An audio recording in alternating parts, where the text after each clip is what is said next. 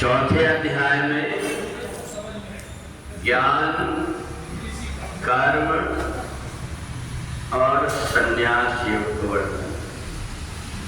ब्रह्मार्पणम ब्रह्म, हवि ब्रह्म, अग्नम ब्रह्मणाहुतम, ब्रह्मैव तेन गंतव्यम ब्रह्म कर्म समाधिना। भगवान कहते हैं जब जीवन में भक्ति का आगमन हो जाता है तो भक्ति के कारण सारा संसार परमात्मा में दिखने लगता है, इसके अलावा और कुछ दिखता ही नहीं।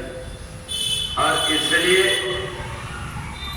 हम जो कुछ भी कर्म करते हैं वो कर्म ब्रह्म अर्पणमस्तु इसलिए किए जाते हैं कि हम जब जन्म लेकर के आए हमारे पास में कुछ भी नहीं था,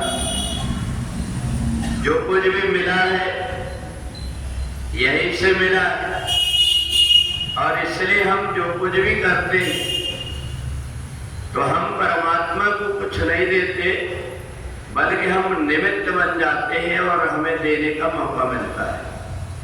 तो परमात्मा जब ये देख लेता है ये व्यक्ति को यश देना चाहिए तो परमात्मा उसको माध्यम बनाकर के सत्कर्म करा देता है। वास्तव में अगर कोई व्यक्ति जीना सीख ले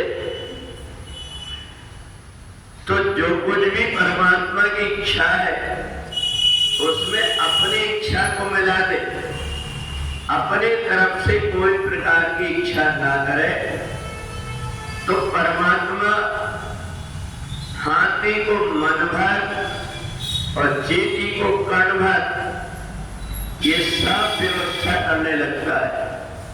परंतु गड़बड़ी तब होती है कर्ता अहमिति मन्यते, मैं ही करने वाला हूं। ऐसा व्यक्ति जब अज्ञान के कारण भ्रमित हो जाता है तब जाकर के उसको लगता इदमत् मया लब्धम इमं प्राप्स्ये मनोरथम, मेरे पास इतना काम है इतना और हो जाए। परंतु ज्ञानी व्यक्ति वो होता है जो ये सोचता है कि जिस समय मैंने जन्म लिया था उस समय मेरे मुख में दांत नहीं थे, परंतु मेरा पेट कैसे पलेगा इसका इंतजाम परमात्मा ने पहले कर लिया।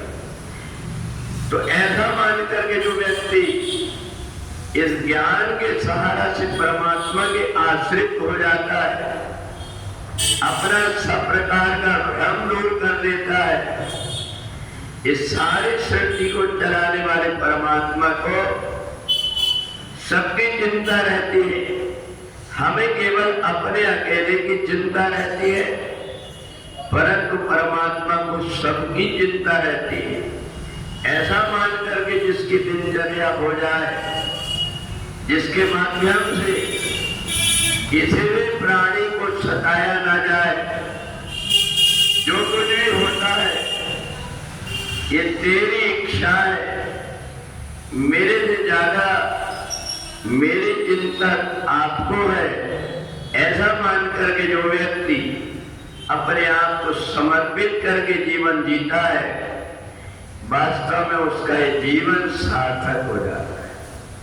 बोले वृंदावन